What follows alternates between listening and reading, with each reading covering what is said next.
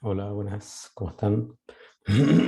Vamos a retomar un poco las clases y en particular, estas clases que voy a dejar aquí grabadas están asociadas al tema de, como estamos mirando el tópico 4, y ahí en este tópico, esencialmente lo que tenemos que describir es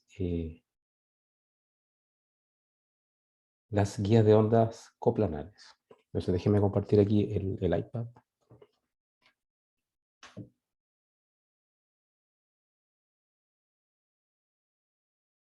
Y share, y el cable.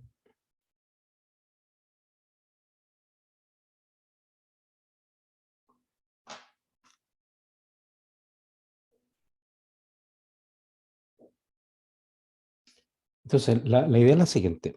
Miren acá en estas, bueno, esto va a estar en las notas que todavía estoy editando, ¿ya? Pero esencialmente lo que tenemos acá es, a diferencia del caso que mirábamos hace un par de, digamos, de semanas atrás, que era el circuito LC, ¿no? En el circuito LC solamente existe una frecuencia, ¿ya? Una frecuencia de resonancia para ese circuito. Y la diferencia esencial con una guía de onda de este estilo es que este es un sistema extendido. O sea, para que veamos un poco como resumen aquí, el caso,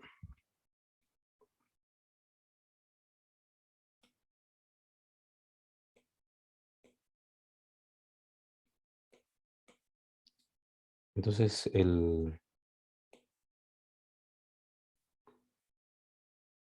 este, este circuito, de LC Circuit, esencialmente es un sistema que lo podemos tratar como en el régimen del Lamp Circuit Element.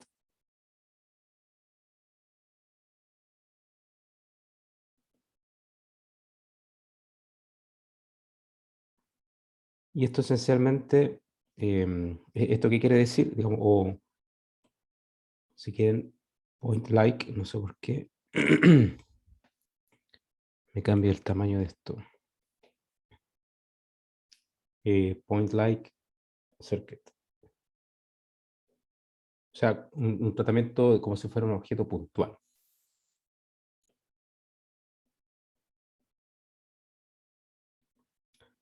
¿Ya? Esencialmente, esto es porque, digamos, la longitud de onda de la resonancia del circuito LC es mucho mayor, digamos, que la dimensión espacial, ¿ya? Del circuito. Ese era un requerimiento clave para hacer esa aproximación en este sistema. Ahora, el caso de estas guías de ondas coplanares, la diferencia esencial es que esto es un sistema que es extendido. Bueno, esta aproximación ya no va a ser válida. Por ejemplo, la primera figura que aparece acá arriba, que es un artículo, este chip que tengamos acá, esta es la referencia. Es un Physical Review X. No sé, ya, colegas. Physical Review X. Y entonces este es el número 4, el volumen 4, y la página es 041 010 2014. Este es un objeto, ¿ya? Que es una guía de onda, y la diferencia esencial, como les decía, comparado al caso del circuito LC, aquí tenemos, en vez de tener un solo modo de oscilación, aquí tenemos muchos modos, many modes.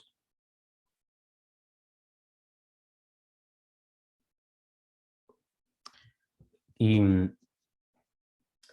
y en general, entonces, un sistema de este estilo se va, digamos, un hamiltoniano típico, que vamos a encontrar en nuestras descripciones. Esto va a ser una sumatoria en un índice n, una h barra k, una frecuencia omega n, a sub n daga a sub n. Tal que tenemos este tipo de relaciones de computación. A sub n con a sub m daga, esto es una delta nm. Es decir, hay tantos modos en teoría. Bueno, en teoría aquí hay infinitos modos, ¿ya? Como sabemos, claro, eso es digamos, lo que nos dice la predicción teórica del tema. Pero naturalmente que cuando hagamos nuestros análisis numéricos de estos sistemas, naturalmente, como ya lo hemos mencionado un montón de veces, no es posible sumar infinitos modos, ¿ya? Por temas, digamos, de limitación computacional. Entonces siempre vamos a truncar y los modos más relevantes en esta guía de onda van a ser los que se acoplen más, digamos, más fuerte o más, que estén más cercanas a una resonancia, a un transmon. Si ustedes miran acá, de hecho aquí en esta parte aquí que estoy pintando en naranjo, ahí hay un transmon. Voy a pintar otro color.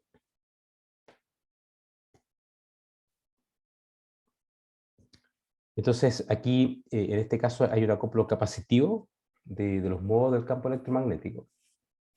Esta guía de onda provee excitaciones bosónicas, ¿ya? Equiespaciadas, es decir, hay n o infinitos osciladores armónicos esencialmente. Ahora, esto es otro ejemplo. Esta es una tesis, Palacios Laló. Y si ustedes, esto es una cosa así bastante interesante, porque aquí hay un zoom, primero en esta parte, es un zoom, y eso es como luce la guía de onda, ¿ya? Aquí hay, esto es un superconductor y el superconductor central, y todo lo que está en azul allí es un substrato que típicamente se puede haber hecho con silicio, ¿ya? O zafiro, etc. Y aquí lo que es interesante también, que está bien especificado, es cómo es la distribución de campos electromagnéticos de este sistema, ¿ya? Como hay, como hay dos metales que están separados por un aislante, entonces hay un campo eléctrico E, y el superconductor central es capaz de transportar una corriente, ¿ya? Y esa corriente genera un campo magnético en aquí, etc. Entonces, eso es relevante porque nos va a permitir, por ejemplo, si yo pongo como en el caso del experimento que está ahí arriba, ¿ya? Si ponemos un transmon en alguna parte de la guía de onda, entonces ese transmon va a observar, digamos, va a interaccionar con la guía de onda a través del campo eléctrico, ¿ya? Y a través de un acoplo capacitivo. Y entonces voy a poder producir una interacción entre la radiación de microondas, en este caso, y la materia. Bueno, eh, el transmon, ¿cierto?, provee esos niveles de energía discretos, anarmónicos, ¿cierto? Y entonces podemos pensar que eso se comporta como si fuera un átomo, ¿ya? Eso es esencialmente, bueno, naturalmente que, bueno, acá, por ejemplo, una de las cosas que voy a discutir hoy es lo siguiente: si ustedes observan aquí, si se hicieron un zoom aquí y por aquí alrededor, allí hay condensadores. Y esos condensadores, de hecho, está aquí, fíjense, aquí hay un condensador, una especie de peine ahí, donde digamos, esto sería el superconductor central del sistema. Y entonces ese conductor central se acopla acá una guía de onda. Esto es un wire. Ese wire va hacia, digamos, la electrónica exterior del sistema. Entonces, de tal forma que ahí se pueden inyectar señales a través de ese wire. ¿Ya? Esto también, como vamos a ver, introducir condensadores en los extremos, por ejemplo, así como, como aquí y acá, o bien un solo condensador acá y aquí dejar esto así abierto, esto está conectado a tierra, ¿ya? Un voltaje igual a 0. Esas condiciones van a definir eh, los valores permitidos de frecuencia de mi sistema. De hecho, va a ser bien interesante.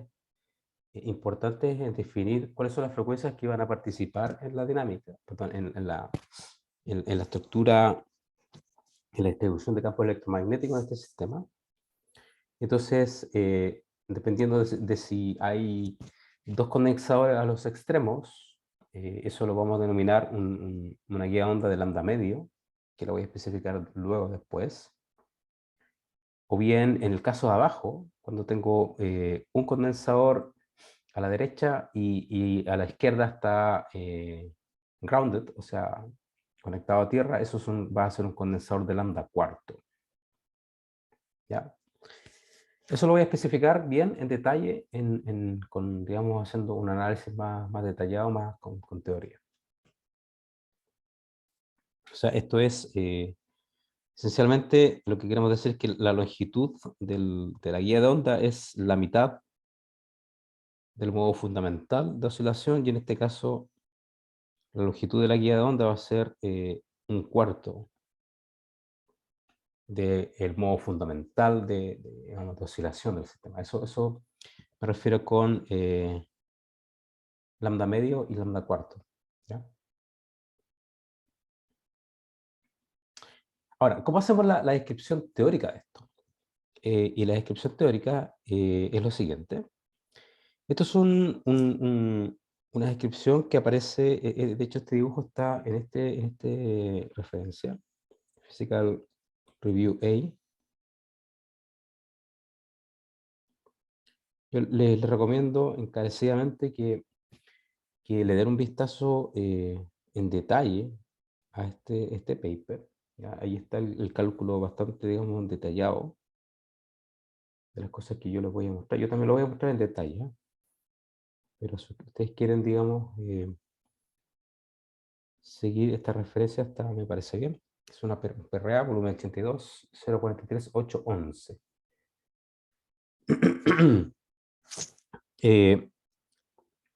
Fíjense, en el panel de arriba, en el panel A, lo que tengo es, este es mi guía de onda.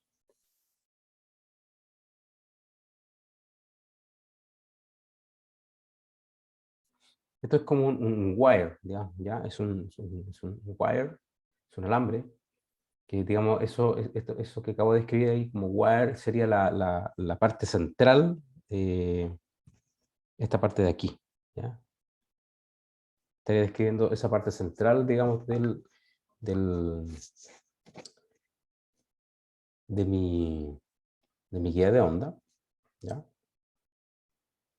Y ¿qué es lo otro que existe aquí? Es, si se fijan bien, aquí hay un condensador a la derecha y aquí hay un condensador a la izquierda. Y todo lo que pone aquí right or left, digamos, serían las conexiones a la parte de la derecha o a la parte de la izquierda, digamos, de la guía de onda, y esas representarían, digamos, un sistema arbitrario. Bueno, en la parte física significa poner un cable aquí, o ahí, hacia la derecha o hacia la izquierda, que me va a conectar la muestra, la guía de onda con algún mecanismo, digamos, de manipulación, tanto a la derecha o a la izquierda. ¿Ya? Así es como se vería, digamos, la representación del alambre, ¿ya? En mi sistema. Y entonces lo que nos queda ahora es intentar introducir un modelo de cómo describir esto para hacer un tratamiento matemático. Entonces, el modelo usual para una guía de onda es el siguiente. Fíjense que aquí está aquí abajo en el panel B. ¿Ya?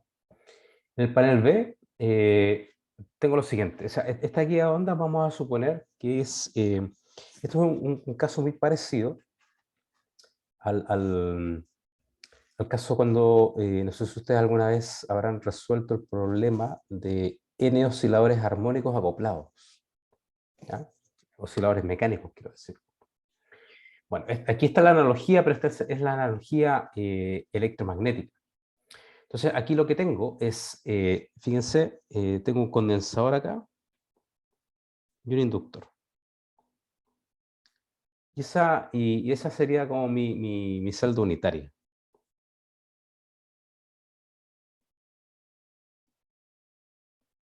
Y esa celda unitaria la replico hacia la derecha. ¿Ya? Aquí está especificado, por ejemplo, el condensador de acoplo C sub R y acá el condensador de acoplo C sub left. Digamos que van a ir a los wires de la derecha y de la izquierda, básicamente. Y entonces, esto es ground, ¿ok?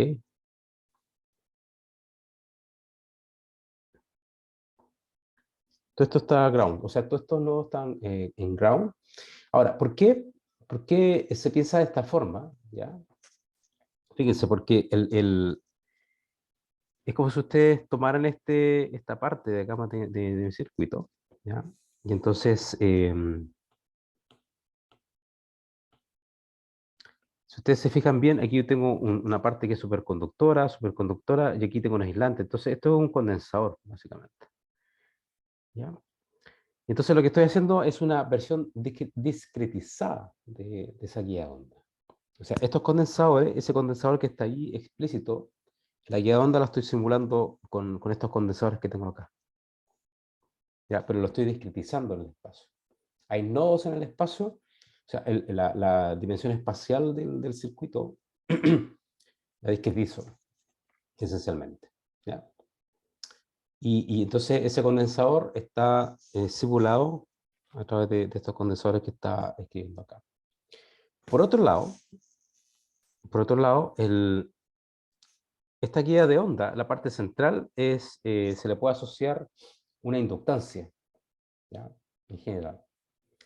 Y entonces, bueno, como estos son objetos distribuidos, en realidad esto es aquí lo que vamos a empezar a hablar es de una inductancia por unidad de longitud y una capacidad por unidad de longitud. Esas van a ser nuestras variables para describir este sistema.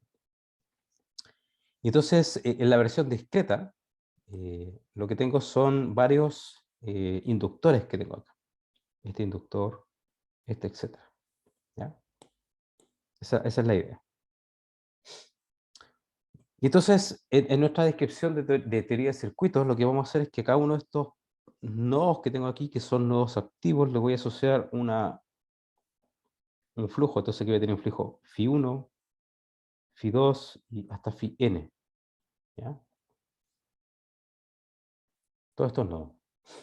Y entonces me tengo que definir ciertas direcciones hacia donde crece el potencial. Entonces, por ejemplo, por decir algo, que esto es totalmente, digamos,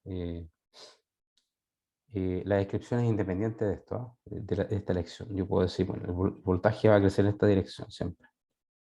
Para acá y aquí va a crecer en esta dirección. ¿Ya? Entonces lo que tenemos que construir aquí es el lagrangiano.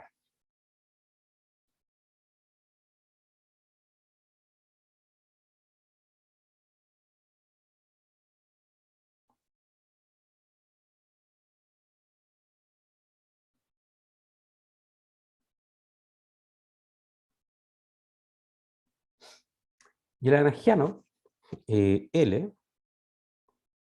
lo voy a escribir de esta forma. A la parte izquierda, digamos, de la guía de onda, donde está este nodo phi L que tengo aquí, ¿ya? Este nodo phi L me va a describir va a condensar todas las variables, digamos, dinámicas de lo que está a la derecha y a la izquierda, que en realidad no es digamos, em, los sistemas de la izquierda y de la derecha son irrelevantes, esencialmente, porque no quiero describir en el sentido, digamos, de que no quiero describir su dinámica, ¿ya? Lo único que quiero ver es cuál va a ser el efecto de acoplar esa guía de onda a la derecha y a la izquierda a través del condensador C sub R y C sub L. ¿Ya? Pero de todas formas, a estas, tanto a la izquierda como a la derecha, voy a asumir que tengo un lagrangiano L sub L, ¿ya? Y un lagrangiano L sub R.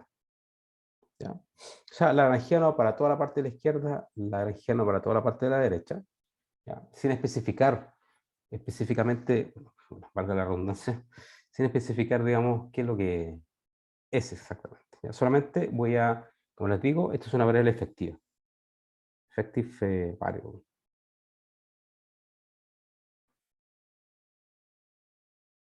Effective flux. Lo mismo a la derecha. Y entonces ahora, fíjense lo siguiente. Voy a escribir la energía asociada al condensador C sub L. ¿Ya? Entonces esa energía es C sub L medio. Entonces aquí tengo que poner la diferencia potencial entre phi 1 punto menos phi L punto al cuadrado. Primer término que tiene que ver con cómo estoy acoplando la guía de onda hacia la izquierda. Segundo término está asociado a cómo acoplo la guía de onda a la derecha. Entonces tengo phi sub R punto menos phi sub N punto. Y eso está al cuadrado. Y ahora viene toda la descripción de, el bulk, ¿ya? El bulk, el bulto, digamos, del hamiltoniano que va a estar directamente asociado con la guía de onda. Fíjense que aquí, en este dibujo, aquí este L, esto es inductance per unit length.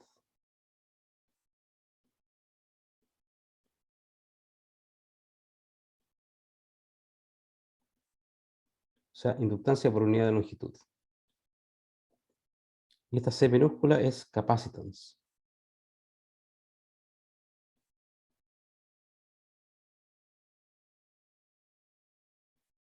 Capacitancia por unidad de longitud. Y de Z, esto va a ser el espaciado de la látiz, de esta látiz que estoy discretizando. Lattice spacing.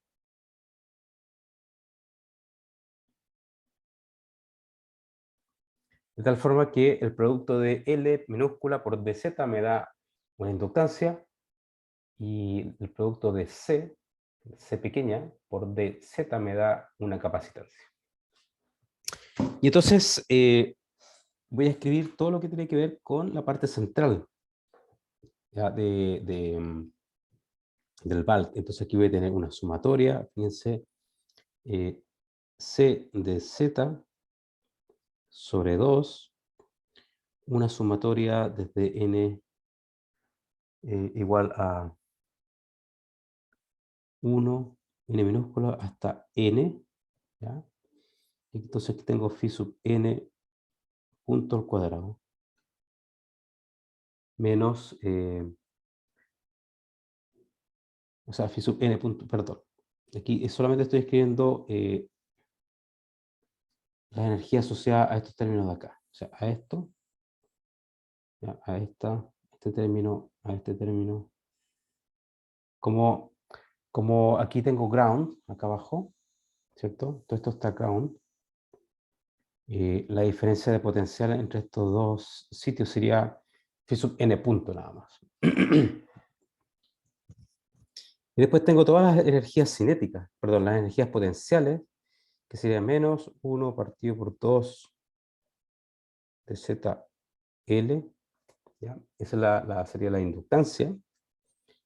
Y la sumatoria desde n minúscula, desde 1 hasta n menos 1, de phi sub n minúscula más 1 menos phi sub n al cuadrado. Eso sería, digamos, todo lo que tiene que ver con la parte inductiva en la descripción. Ahora, si nosotros desarmamos un poco este lagrangiano, ¿ya? Tengo L sub L. Fíjense, voy a escribir más, voy a separar. Aquí, si se fijan bien, tengo un término que va a ir con phi sub L acá, algo que tiene que ver con la izquierda, aquí algo con la derecha. Entonces, tengo un término C sub L sobre 2, phi sub L punto al cuadrado, ¿se dan cuenta? Tengo ese término. Después tengo un término L sub R más C sub R medio phi sub R punto al cuadrado, ¿ya? Tengo esos términos. Todos estos términos tienen que ver con, o bien, todo lo que está a la izquierda o todo lo que está a la derecha del bulk, digamos, de la guía donde yo todo esto lo voy a llamar L tilde, por ejemplo, ¿ya? Que va a ser, desde el punto de vista, esta parte, solamente involucra grado de libertad asociado a todo lo que está a la derecha, todo lo que está a la izquierda de mi guía. Entonces, en rigor, esto no lo voy a tomar en cuenta, ¿ya? Porque no hay grado de libertad de la guía de onda que me interesa escribir. Después tengo un término que es menos C sub L, phi 1 punto, phi L punto. Tengo otro término menos C sub R,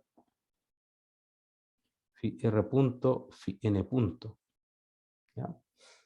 Y esto es una especie, digamos, de lagrangiano que involucra la interacción.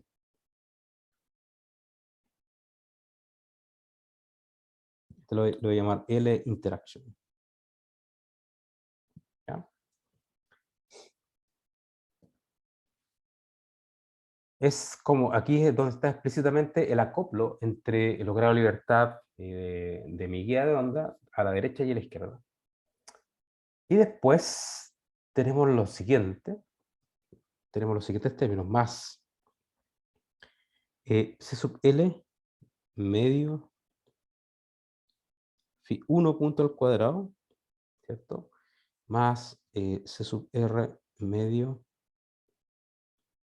phi N punto al cuadrado, y más los términos que ya sabemos, C de Z sobre 2, sumatoria 1 hasta N, phi sub N punto al cuadrado, menos 1 sobre 2, L de Z, sumatoria en N igual 1 hasta Ln menos 1, phi sub N más 1 menos phi sub N.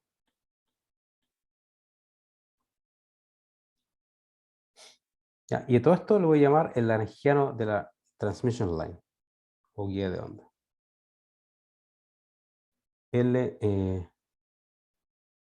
Transmission line. ¿Ya? Estas siglas que tengo acá.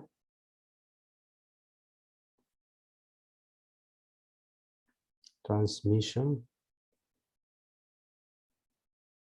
line. O sea, línea de transmisión. Es básicamente el lagrangiano que tenemos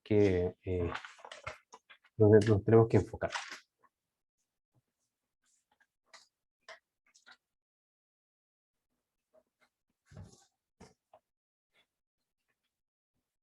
¿Ya? Bueno, como les digo, este es el lagrangiano que yo quiero estudiar en detalle. Lo último que tengo acá. ¿Y por qué? Bueno, porque este solamente, si se fijan, esta parte del lagrangiano solamente contiene grado de libertad asociados con la guía de onda, desde phi sub 1 hasta phi sub n. Ahora, hay una cosa importante aquí. Lo que vamos a ver, vamos a escribir las ecuaciones de movimiento para las variables de la izquierda, o sea, para phi sub 1, para phi sub r y para una variable genérica en el bulk de esta guía de onda. Y lo que vamos a mostrar aquí es esencialmente, cuando miremos el bulk, lo que vamos a obtener va a ser la ecuación de onda. ¿Ya? Y cuando miremos las ecuaciones de movimiento sobre los extremos, a la izquierda y a la derecha, entonces eso nos va a dar esencialmente información sobre las condiciones de contorno que tenemos que satisfacer.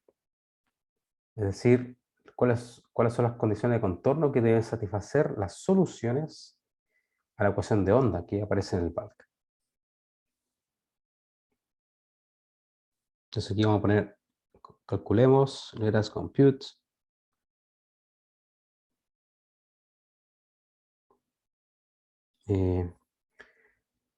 The motion equations.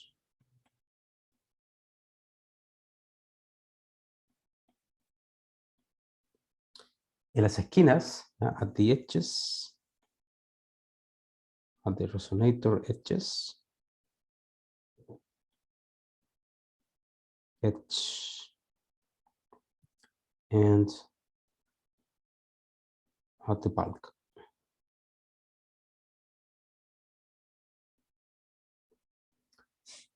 Esto es, las ecuaciones de movimiento en realidad, lo que vamos a ver explícitamente, estas son las leyes de Kirchhoff.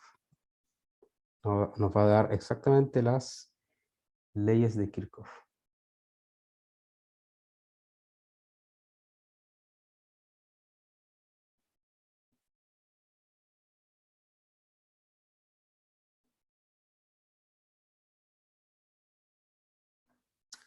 Fíjense.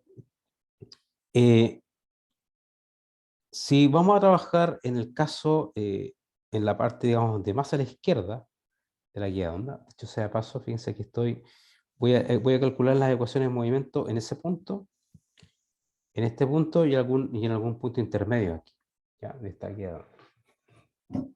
Entonces, en z igual a 0, esencialmente lo que tengo que hacer es tomar la variable dinámica que está en z igual a 0 es phi1. ¿Ya? Entonces tengo que tomar las ecuaciones de movimiento, dA dt, dl de phi punto, phi1 punto. Esto tiene que ser igual entonces a la derivada del Lagrangiano, esto es el Lagrangiano Transmission Line, derivada del Lagrangiano Transmission Line respecto de phi1. ¿Ya? Eso es lo que tenemos que calcular. Y entonces, fíjense lo siguiente. Cuando yo tome la derivada de la Lagrangiano Transmission Line respecto de phi1 punto, ¿esto qué va a hacer? Va a ser C sub L, phi1 punto, el primer término, en mi ecuación. Además, tengo un término que viene de acá, ¿no? Cuando tome n igual a 1 en este caso, cuando tome n igual a 1, tengo que tomar otro término acá, y esto va a ser más, entonces, c de z, phi1 punto. ¿Ya? Y además, por otro lado, cuando tome la derivada de la transmission line respecto de phi1, ahora, esto me va a dar el siguiente término. O sea, me tengo que fijar acá, en la parte del potencial, cuando n es igual a 1, tengo que, esencialmente, el primer término en el cual tengo que fijarme es en un término de este estilo. Tengo que tomar la derivada respecto de phi1 de este término. Menos 1 partido por 2 L de z. Entonces, si yo tomo la derivada respecto de phi1 de esa cantidad, me va a dar lo siguiente. ¿Qué me va a dar? 1 partido por L de z, phi2 menos phi1. Por lo tanto, esta ecuación de movimiento que tengo acá es lo siguiente. CL más C de Z, Φ1, 2 puntos, es igual a 1 partido por L de Z, Φ2 menos Φ1.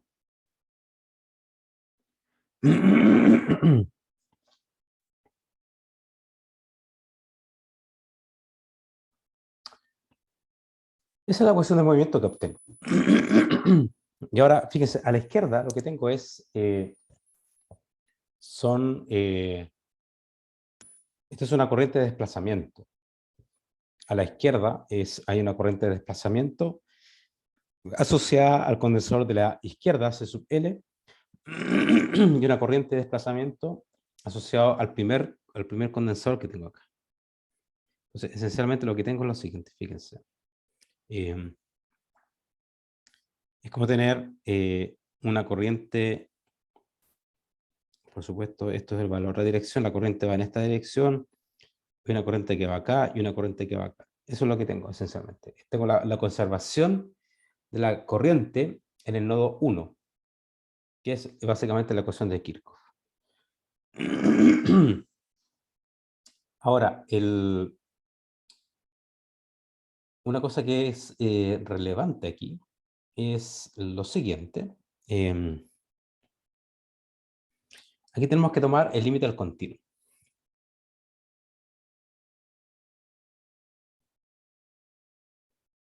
So if we take the continuum limit,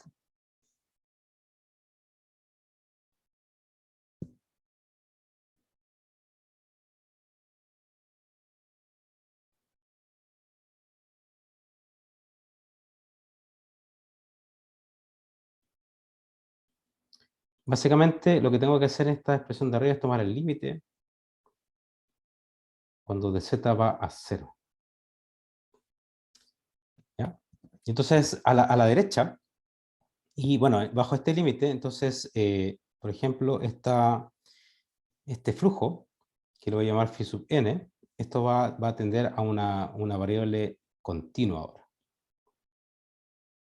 Va a ser una variable continua, y esto en particular, por ejemplo, en el caso donde, cuando tome el límite al continuo, es decir, el límite cuando delta de z va a 0, del primer término, el phi n, esto va a tender a una función de z, pero evaluada en z igual a 0. Eso va a ser la equivalencia. ¿Ya? Y entonces, pero fíjense lo que hay aquí. Si ustedes lo quieren ver de alguna forma, este phi sub n, ¿ya?, es equivalente a un phi sub n evaluado en z sub n, en la posición z sub n. O sea, acuérdense que lo que hicimos fue una discretización del espacio real, z, de 0 a L, ¿ya? Pero entonces aquí tengo 1, 2, entonces esto vale de z, esto vale de z, tal que la posición Zn es n de z.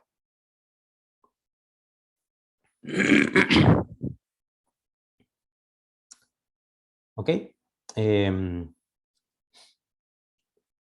entonces fíjense lo que tengo acá a la derecha. Si yo tomo el límite de z a 0 de esta función,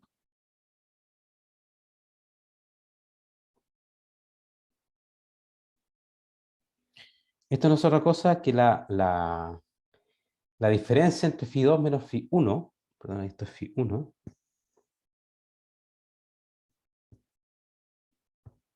o sea, esto lo puedo escribir de otra forma para que lo vean más explícito.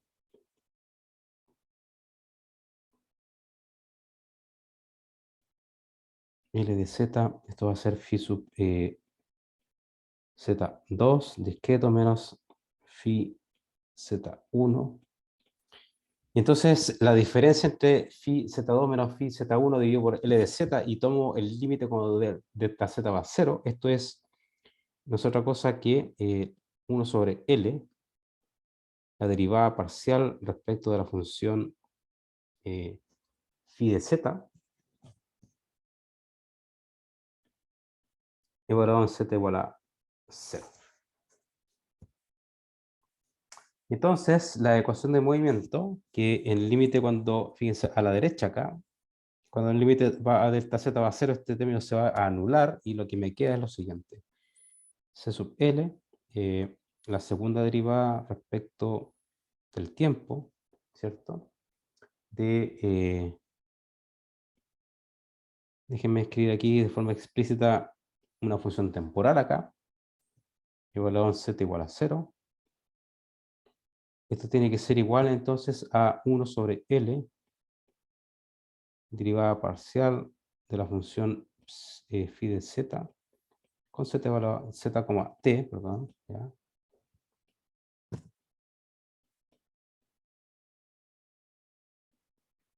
Esta es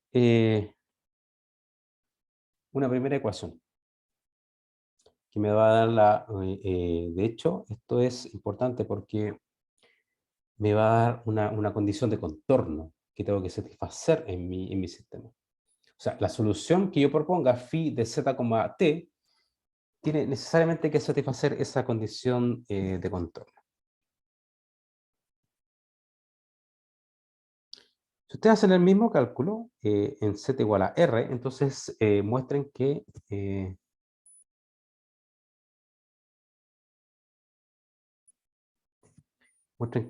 esta es la ecuación de contorno, es decir, la condición de contorno ahora tiene esta forma, pero ahora por supuesto que este z evaluado en L, y que aparece menos 1 sobre L de z, phi de z, t, en z igual a L.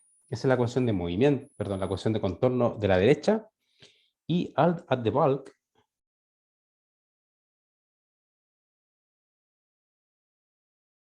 esto también se los voy a pedir que lo demuestren. Lo que va a aparecer aquí, esto es una cosa interesante, que aquí aparece la ecuación de onda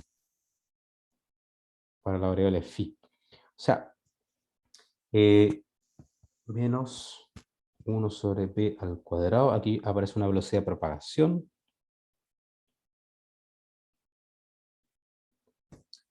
Segunda derivada, perdón, respecto del tiempo.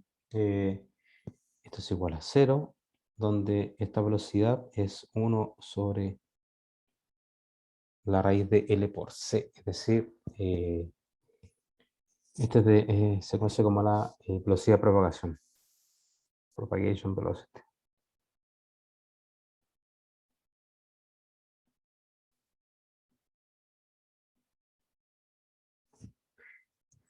Esencialmente, lo que estamos haciendo para vuestro conocimiento, esto es una teoría de campos clásica. Es decir, la variable de flujo de los nodos que teníamos en esta versión discreta se transforma en un campo clásico. Esto es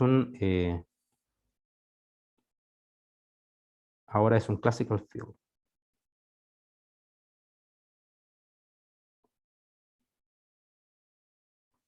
Cuando cuanticemos esto, esto va a ser una teoría de campos. ¿Ya? Pero una teoría de campos muy sencilla. Es una teoría de campo escalar, en una dimensión, además. Muy, muy sencilla. Así que eso, estas dos ecuaciones que tengo acá, les pido que las hagan, que las calculen. Entonces, si tienen alguna duda, por ejemplo, en particular en la última, la ecuación del Bragg, es un poquito tricky ahí, no mucho, pero tiene su sutileza. Intenten hacerla, y si no les resulta, bueno, igual me tienen que mostrar, digamos, cómo hicieron el cálculo, ¿ya? Así que eso nos contactamos dentro de estos días, ¿ya? Eso. De todas formas, luego voy a seguir, digamos, enviándoles clases, ¿sí? ¿ya? La voy a dejar ahí en YouTube, como siempre. Así que de momento eso, cualquier cosa me contactan y estamos por email, ¿ya? Podemos reunirnos a discutir, etc. Así que eso, muchas gracias.